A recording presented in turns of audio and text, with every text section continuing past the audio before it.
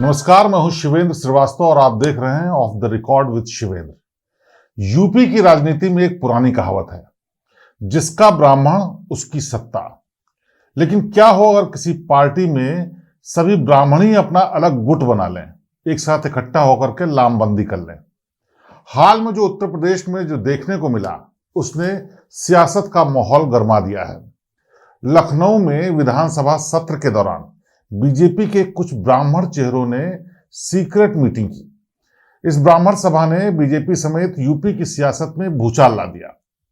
आज इसी मामले की इनसाइड पॉलिटिक्स की पूरी कहानी समझेंगे और आपको बताएंगे कि आखिरकार बीजेपी के अंदर चल क्या रहा है और ब्राह्मणों की यह लामबंदी क्या दिखाती है। तो बात शुरू होती है पिछले दिनों जब शीतकालीन सत्र चल रहा था विधानसभा का, तब की। इस दौरान जब सभी दल के जो विधायक हैं लखनऊ में थे, राजधानी लखनऊ में मौजूद थे, उसी दौरान बीजेपी के 52 ब्राह्मण चेहरे, 52 विधायक और विधानसभा के विधान परिषद के सदस्य इकट्ठा हुए। उन्होंने एक मीटिंग की। इस मीटिंग को डिनर मीटअप का नाम दिया गया, लेकिन दरअसल ये ब्राह्मणों की एकजुटता दिखाने की कोशिश थी।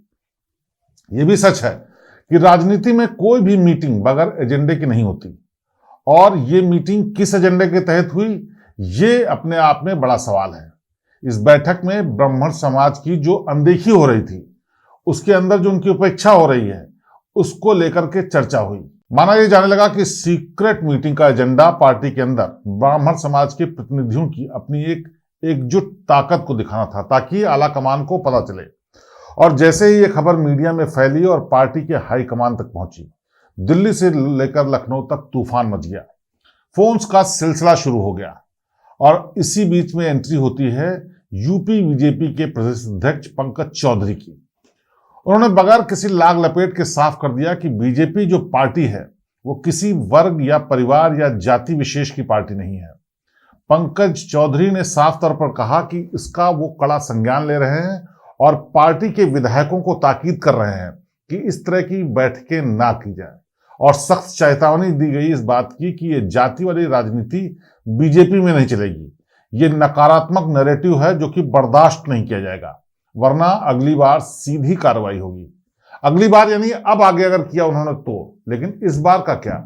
उन्होंने साफ कहा कि सपा, बसपा और कांग्रेस जैसी पार्टियां जाति के नाम पर राजनीति करती हैं, लेकिन बीजेपी में ऐसा बिल्कुल नहीं चलने पाएगा। बीजेपी के नेताओं को इस नैरेटिव का हिस्सा बनना ही नहीं है। और इस सख्ती का आलम यह था कि सबको अलग अलग से भी फोन करके समझा करके कहा गया कि ये दोबारा रिपीट नहीं होना चाहिए। लेकिन सवाल ये उठता है कि अगर सब कुछ पार्टी में ठीक चल रहा है तो इन विधायकों को अलग से बैठने की जरूरत ही क्यों पड़ी? इस मीटिंग के क्या मायने हैं? इस मीटिंग के राजनीतिक मायने बहुत गहरे हैं। देखिए, साल 2027 में विधानसभा के चुनाव होने वाले हैं, लेकिन टिकट का वर्चस्व किसका होगा, कैसे होगा, इसकी लड़ाई अभी से शुरू हो गई है। सब अपने समीकरण साध रहे हैं। यूपी में ब्राह्मण 11 से 12% हैं, जो कि किसी भी चुनाव का रुख मोड़ देते हैं और इनके बड़े मायने रहते हैं। बड़ा अहम रहता है ब्राह्मणों का वोट। ऐसे में ब्राह्मणों की ये बंद कमरे में जो सभा हुई, सीधे सीधे शक्ति प्रदर्शन था, जो पार्टी में उसका वर्चस्व दिखाना और ये बताना था कि ये ब्राह्मण अगर नाराज हुए तो वोट बैंक में सेंध लग जाएगी। और शायद इसी वोट बैंक की ताकत के दम पर संगठन में अपनी बात और जगह मनवाना चाहते थे। वहीं बीजेपी जानती है कि अगर उनके विधायक अलग अलग गुटों में बट गए तो विपक्ष बैठे बैठाए मुद्दा भी पा जाएगा और उसका चुनाव में भी फायदा होगा।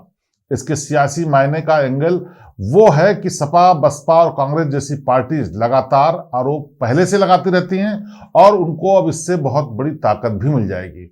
कहा यह जाता है कि बीजेपी में खास वर्गों की यानी ब्राह्मणों की अनदेखी की जाती है।